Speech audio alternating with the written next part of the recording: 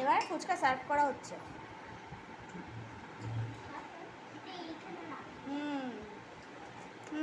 এবার ফুচকাওয়ালা ঠিক রেখেছে। হ্যালো,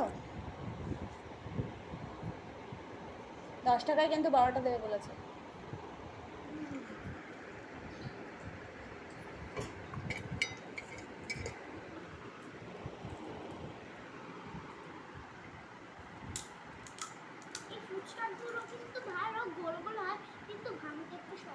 এটা সুজি বেশি থাকে।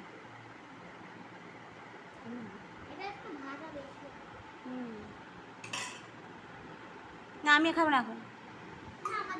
আমার লঙ্কা সেদ্ধ দিয়ে মাখা ঝাল ঝাল। যখন আমরা দুজনে খাবো তখন তুমি খাবে, আমাদেরকে তুমি জানো গাইস মা আমাদের দেখিয়ে দেখিয়ে এই কথাটা তুই বলতে পারলি কুতু? আমি তোদের দেখিয়ে দেখিয়ে খাই। আচ্ছা ঠিক আছে ঠিক আছে, নাও খাও। আর বন্ধু খাবে, বন্ধু খাবে, ওকে খাও না, আমি খাবো। পরের বারটা যেন দেখি কি খাস। এই পরটা আমি খাবো।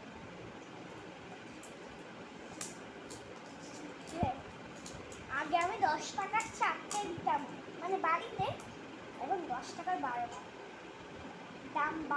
দাম কমছে, ফুচকা বাড়ছে। এই আলুই তো দিতে ভুলে গেছি। না দিল না, আমি একটু আলু দিই না, আমার শুধু আর জল দিয়ে দাও। কেন আলু দিতে হবে? মা আলুটা ভালো লাগছে, আমি তো খাই। এটা মধ্যে একটু টক দে। হ্যাঁ সেই তো, টকটাই দিতে ভুলে গেছে, অল্প অল্প।